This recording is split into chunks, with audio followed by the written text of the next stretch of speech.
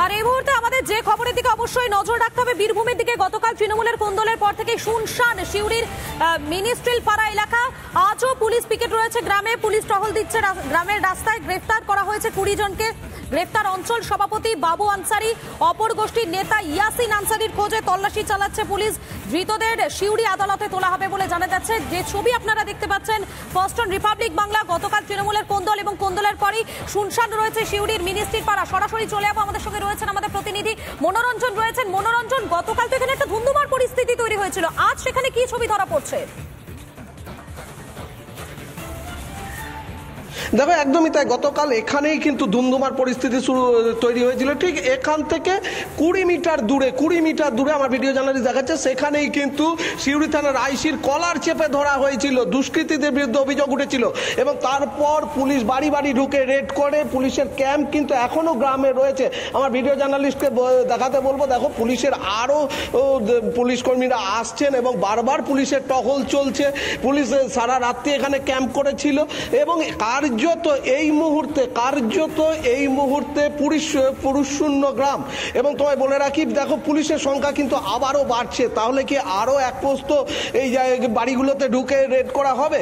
সেই সম্ভাবনা কিন্তু প্রবল হচ্ছে। 1টা 2টো 3টে 4টে 5টা গাড়ি, অর্থাৎ 5টা গাড়িতে করে পুলিশের ফোর্স আসছে, পুলিশ আধিকারিকরা আসছেন। তাহলে কি আবার একবার রেড হবে? এবং আরো গাড়ি আসছে পিছনে, কিন্তু আরো পুলিশের গাড়ি আসছে। অর্থাৎ সব মিলিয়ে গতকালের ঘটনার পর থেকে কিন্তু পুলিশের যেভাবে ধরপাকড় এই গ্রামে শুরু হয়েছে মিনিস্ট্রিল পাড়ায়, যেখানে তৃণমূলের গোষ্ঠী কোন্দল, তো বাবু আনসারি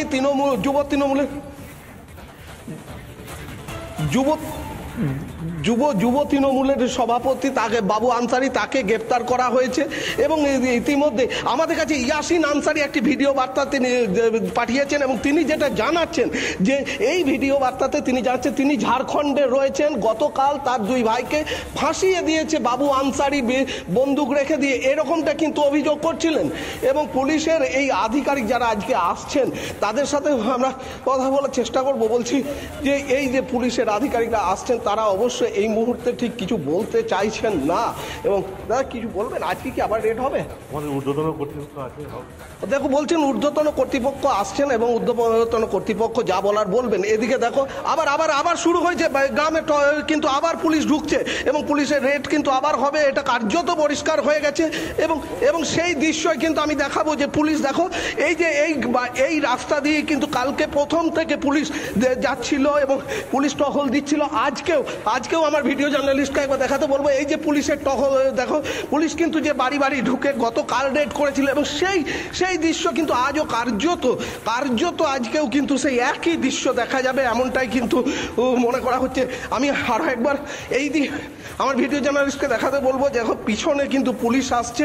অন্যদিকে আমি বাড়িগুলো কার্যত শুনশান, সমস্ত বাড়ি কার্যত শুনশান। সব বাড়ির দরজা বন্ধ রয়েছে, প্রত্যেকটা বাড়ির দরজা বন্ধ। এবং তোমায় বলবো যে এই যে বাড়িগুলোর দরজা বন্ধ, আমি একটু দেখানোর চেষ্টা করছি। পুলিশ দেখো, পুলিশ বাড়ি করছে। পুলিশ তুমি দেখতে পাচ্ছ যে পুলিশ দেখো, পুলিশ দরজায় ধাক্কা দিয়ে জিজ্ঞেস করছে যে বাড়িতে কেউ আছে কিনা, বাড়ির ভেতরে ঢুকবে না তারা বলছে। এবং এই যে এই পরিস্থিতি, দরজাটা খুলুন,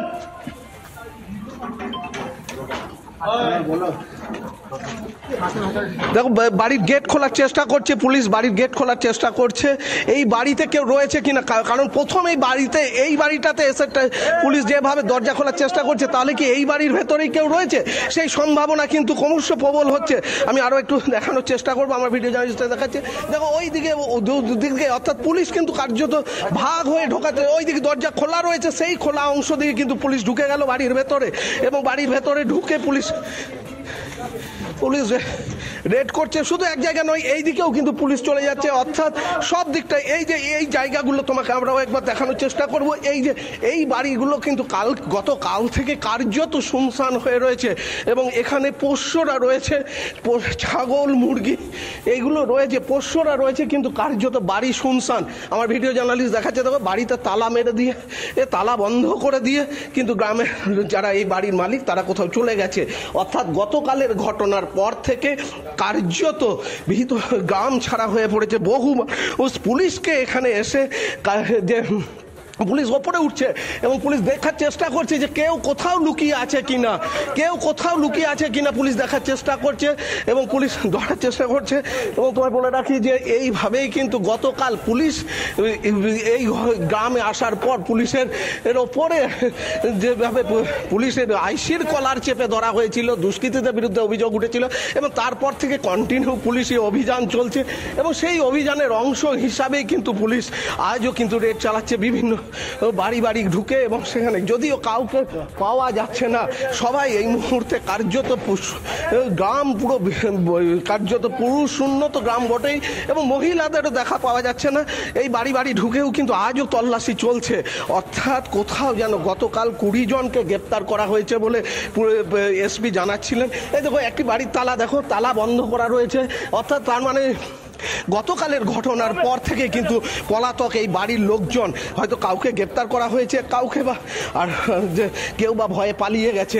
তোমায় বলে রাখি এই গ্রামে কিন্তু আজ প্রথমবার নয়, এই গ্রাম বারবার উত্তপ্ত হয়ে উঠেছে। বাবু আনসারি এবং ইয়াসিন আনসারি এই দুই গোষ্ঠীর বারবার সংঘর্ষে জড়িয়ে পড়েছে, বাড়িতে আগুন ধরিয়ে দেওয়া হয়েছে এবং তারই জেরে কিন্তু আমি আরও একবার দেখাবো, আমার ভিডিও জার্নালিস্টকে বলবো একটু দেখাতে। দেখো পুলিশ কিন্তু আরও এগিয়ে যাচ্ছে, অর্থাৎ পুলিশ গলি গলি গ্রামের গলি গলি ঢুকে পুলিশ কিন্তু তোমার যাচ্ছে এবং পুলিশ কিন্তু তো রেড করছে, বাড়ি বাড়ি রেড করছে। যদি 20 জনকে তো গতকাল গ্রেপ্তার হয়েছে, যেটা পুলিশ সুপার আমনদীপ জানিয়েছিলেন, এবং আরও যদি কেউ থাকে জড়িত থাকে তাহলে তাকেও গ্রেপ্তার করা হবে বলে এসপি গতকালই জানিয়েছিলেন। এবং তারপর আজ সকাল থেকে কিন্তু আবার এক প্রস্ত রেড চলছে বাড়ি বাড়ি। তোমায় বলে রাখি যে ইতিমধ্যে বাবু আনসারি যুব তৃণমূলের অঞ্চল সভাপতি, তাকে গ্রেপ্তার করা হয়েছে। এবং তোমায় বলে রাখি ইয়াসিন আনসারিতে সে একটি ভিডিও বার্তা দিয়ে নিজেকে নির্দোষ বলে দাবি করছে, তার ভাইদেরকে ফাঁসানো হয়েছে। অর্থাৎ কাল যে দুই যুবকের বিরুদ্ধে অভিযোগ উঠেছিল আগ্নেয়াস্ত্র হাতে দাপাদাপি, সেই দুই যুবক যে ইয়াসিনের ভাই, তা কার্যত ইয়াসিন আজ ভিডিও বার্তায় স্বীকার করছে এবং তিনি জানাচ্ছেন যে তিনি এই মুহূর্তে ঝাড়খণ্ডে রয়েছেন এবং সেখানে তিনি রয়েছেন, তিনি 4 মাসেরও অধিক সময় ধরে গ্রাম ছাড়া বাড়ি ছাড়া রয়েছেন বলে তিনি জানাই ভিডিও বার্তায় দাবি করেছেন। এবং পুলিশ দেখো, পুলিশ কিন্তু মাঠে মাঠে যাচ্ছে, মাঠে মাঠে গিয়ে পুলিশ রেড চালাচ্ছে। অর্থাৎ কেউ যেন কোনো অভিযুক্ত, গতকাল যারা পুলিশকে বাধা দিয়েছে, যারা পুলিশের ওপর আক্রমণ করেছিল, তারা কেউ যেন কোনোভাবে ছাড়া না পায়। পুলিশ তৎপর হয়েছে। গতকাল পুলিশের ওপর যখন অ্যাটাক হয়, পুলিশের আইসির যখন কলার ধরা হয়, তারপরই কিন্তু পুলিশ তৎপর হয়েছে। এই নিয়ে কিন্তু বিরোধীরা প্রশ্ন করছেন, তাহলে এর আগে কেন এটা করা সম্ভব হলো না? যখন বারবার এই গ্রামে বাবু আনসারি এবং ইয়াসিন আনসারি দুই পক্ষের মধ্যে বারবার সংঘর্ষ বাঁধছে, বারবার উত্তেজনা তৈরি হচ্ছে, তাহলে সেই সময় যদি পুলিশ তৎপর হতো তাহলে আজকের এই ঘটনা ঘটতো না। এই দেখো আজকে যেভাবে পুলিশ তৎপর হয়েছে গতকাল ঘটনার পর, এবং পুলিশ দরজা খুলে ভেতরে ঢোকার চেষ্টা করছে, ডাকছে, ভেতর থেকে তালা মারা আছে এমনটা কিন্তু বলা হচ্ছে এবং পুলিশ চেষ্টা করছে যে তালা দিয়ে। মহিলা আসছেন এবং তিনি বলছেন যে মহিলা আসছেন এবং তিনি বলছেন যে তিনি দরজা খুলে দিচ্ছেন পুলিশকে দরজা খুলে দিচ্ছেন তিনি।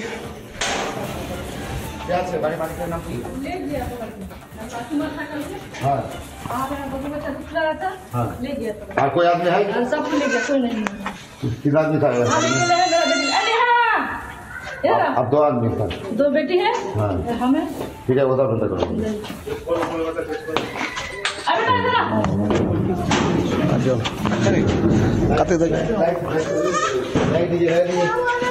পুলিশ বাড়ি বাড়ি ঢুকে তল্লাশি চালাচ্ছে। যদিও এই বাড়ির যে মহিলা তিনি দাবি করছেন, তিনি দরজা খুলে দিচ্ছেন যে আপনারা ঢুকে দেখে নিন যদি কেউ থাকে।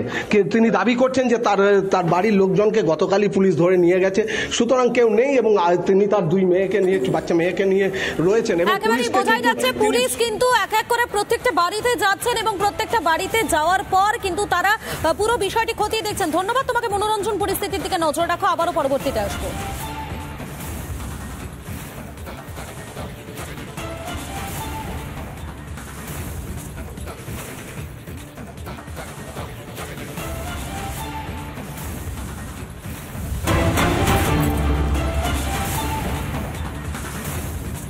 বীরভূমের দুবরাজপুরে থলি ভর্তি তাজা বোমা উদ্ধার, হাসপাতালে পরিত্যক্ত আবাসনে উদ্ধার হয়েছে বোমা।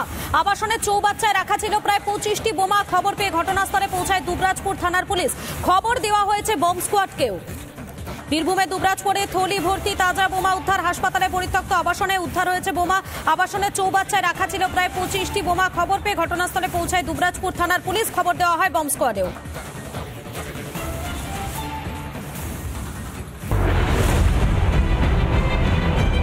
মৌনী অমাবস্যার পুণ্য স্নানে হুড়োহুড়ি। মহাকুম্ভে পুণ্য স্নান করতে গিয়ে বহু পুণ্যার্থী আহত পদপিষ্ট হয়ে।